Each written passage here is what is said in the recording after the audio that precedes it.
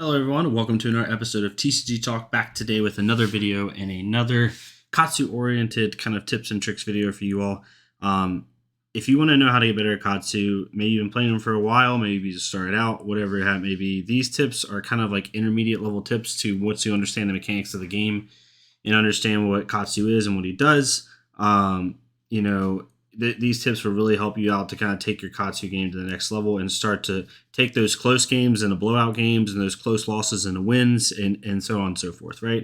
It's going to be 5 to 6 tips. I just wanted to kind of do it in this format because I feel like explaining it better with cards and stuff like that is better when it's applicable. So we'll get right into it. The first one, and it's the most simple one, is know your deck, right? And I'll put all the tips like in lines in the description below if you want to check it out. But know your deck. That sounds so funny and so weird, right? But like, it's something that a lot of people don't take into account. Like, people build a deck, whatever it is, right? Whatever your ratios are, whatever your game plan is, but then they don't think about like, what is in my deck? You know, what is my strategy? What is my game plan? With my version of Katsu, I run a heavy aggro Katsu, right? I have a lot of combo starters. I have a lot of combo on-hit effects. And so my whole game plan is centered around on-hit effects and combo, right? So because of that, and recently around even bigger than that as well. And because of that, so I have to know things like how many combo cards do I have in my deck, right? How many cards in my deck don't have natural go again, like a Whelming Gust Wave, right? If it's not with the Surging line, it doesn't have natural go again, or if it's not used with even bigger than that, right? How many of these type of cards do I have in my deck? You know, how many regular type of go again cards do I have in my deck, like a Leg Tap, right? Or like even like a Surging Strike. And then finally, how many type of cards in my deck do I have that have conditional go again? Because normally in Katsu, you have go again, conditional go again, and then cards that don't naturally have go again in your deck. That's about almost all your cards, right? So how many of these do you have versus how many of these versus how many of these? You need to know, how many non-combo cards do you have, like snatches or non-ninja based cards, right? Because they won't work with like your Ancestral Empowerment or something like that. And then finally, the last two things you know about knowing your deck, right, is how many blues do I have, right? Are you playing 13 blues with Katsu, or are you playing 15? Or are you playing kind of the higher mid-range Katsu where you need 15 to 18? Understanding, like, how does that affect my play lines, right? The easiest math ever is if you have 15 blues in your 60-card deck, then it's a 1 in 4 chance that you're going to draw a blue. That ratio changes as more cards go to graveyard, but generally, like, 1 in 4 chance for the most part, right? If you have 13 blues, you won't get as many blues as like every single hand maybe, but you might have a little bit more gas because you have a lot of zero cost attacks, right? So it just depends, right? If you're going to have more 1 cost attacks in your deck, then you might want to put 1 or 2 more blues in there, right? Or if stuff like that. So know your deck, know your combo cards, know your non-combo cards, know your starters, and then know your blues and know your lines, right? It sounds really funny, but if you watch me play with some of the gameplays I'm going to be coming out with, you'll see me checking my graveyard a lot. It's because I need to say, like, okay, how many Whelming Gust Waves do I have left? Okay, I have 1 Whelming Gust Wave left and 2 Surging Strikes. So the likelihood of me getting both of them in the same hand is really low, right? If I play a Surging Strike and it hits, can I go get a Whelming Gust Wave type stuff, right? Knowing all that and knowing your deck is the first step. The Katsu is a deck that really, really rewards you for knowing what's left in your deck in any point in the game. You might have to check your graveyard a lot, which is totally fine. It's something that a lot of players don't do, but that's something that you need to get into and get used to. So that's step 1, is know your deck. Step 2, this is more of a nuanced thing, but it's pitch stacking. All right, so in this meta right now, I wanted to put this in here because we're playing a lot of Guardians, a lot of Control Dashes, a lot of Prisms, not a lot of like aggro v aggro, for at least for me for the most part. So you need to know what pitch stacking is. For anyone who's new to the game and isn't aware, like, if you know the basic mechanics of the game, red pitches for 1, yellow pitches for 2, and blue pitches for 3, right? So your natural thought, without thinking deeper into it, is, okay, I'm just going to keep pitching blue cards so I can use my Kodachis all the time, and that way I can keep cycling all my attacks out. That's really good. But if you're in a game where you're playing like a Control Oldheim or a Control Dash or something like that, if you pitch all your blue cards and use all your attacks up, then the late game, even if you're using your Katsu ability and you're shuffling a lot, it's not going to bode well for you, because late game, you're going to, like, let's say you have 20 cards left in your deck and you've pitched all your blues. That means 13 out of 20 of your cards are blue cards. So you're not going to be able to do much unless you have your opponent really, really low where you can just Kodachi lock them. You're in trouble, right? So if you're going to have a game that has heavy fatigue or looks like it's going to go the distance, learn to pitch stack, right? Instead of pitching a blue, maybe pitch a yellow surging strike, or I don't know, pitch a yellow break tide if you're using that in your deck, or pitch, instead of pitching a blue, pitch a red and a yellow if you can swing it. Normally you can't with Katsu, but whenever you can, try to eke in some of those other cards in for the late game, right? Or you focus on your surging line and you try to go back and get them back out of your graveyard, whatever that may be. Just focus on pitch stacking when applicable. It's not always the case. I think the only time I really have to think about my pitch stacking is with a control like Guardian or a Dash, but right now that's pretty heavy in the meta, so just keep that in mind. Now this is one that a lot of people might find surprising, but know how to block. With Aggro Katsu, and I've said this before, you can go back in some of my videos, like I never blocked. But as I started playing the game more, I started to realize that sometimes, you might have a hand where it doesn't hurt to block with one hand, right? It's not really going to do anything to, hurt your strategy. And I'll show you an example so it makes sense, because without an example, it's a little bit weird of what I'm saying. So let's say we have a 4-card hand, right? Let's say we have a blue, we have a leg tap, we have a soul bead strike, and we have a rushing river. Pretty decent hand, right? We can Kadachi for 1, Kadachi for 2, and then maybe leg tap, and then try to go get a rising ethos or something like that, right?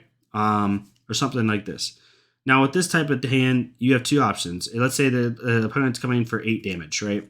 So the first step you do when it comes to deciding if you want to block or not in Katsu is how many damage can I present, right? If they're presenting me 8 damage, how much damage can I do with this hand? So on the perfect scenario for this hand, right?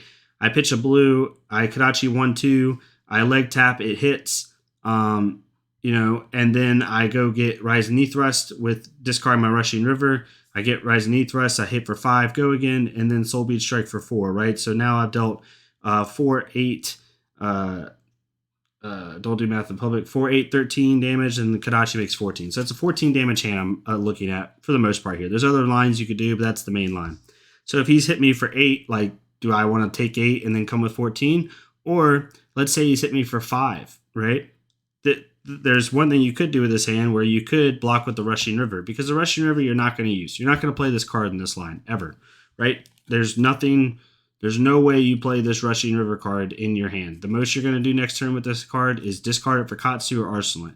You could block for 3 and then use your Soul Bead Strike to discard to go get Rushing or Rising Knee Thrust. Now, that may hinder 4 damage, but it just depends. What kind of damage are they bringing? What kind of damage are you going to give? Is it okay to block with 1 card from hand, right?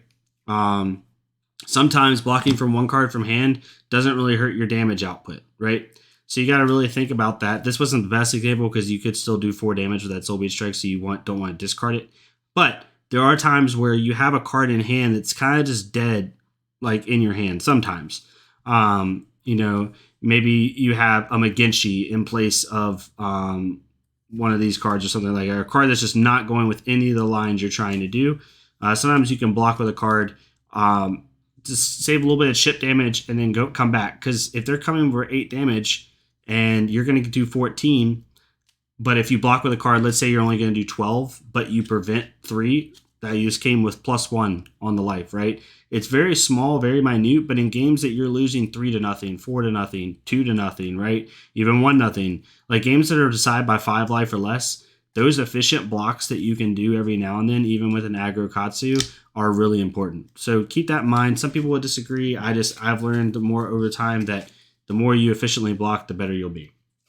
So know your deck, pitch stack, block, and then the final one, or one that kind of goes with rule number 1, so I won't go in too much into it, is know your combo versus non-combo cards, and then your go again versus non-go again cards, right?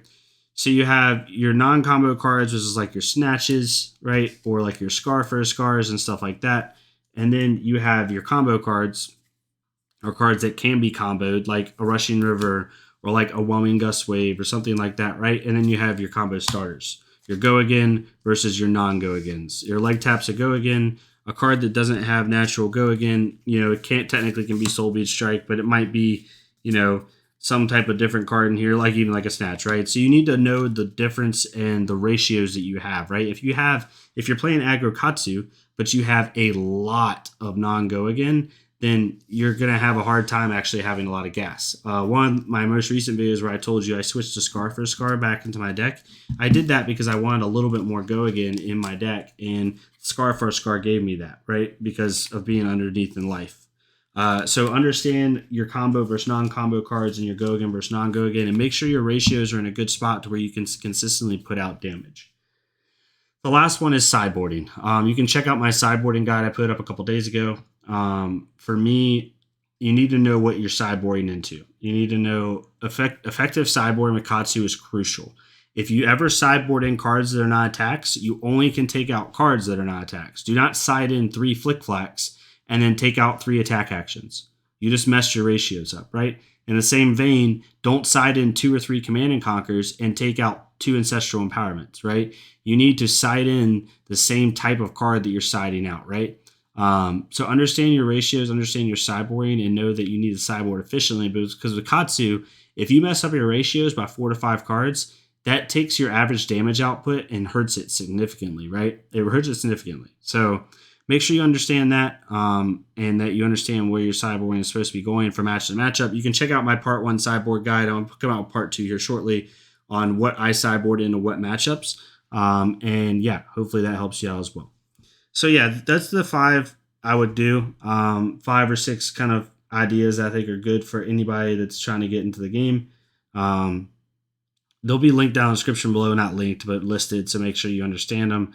If you want any more clarification on some of these rules or how I go about thinking about these, let me know.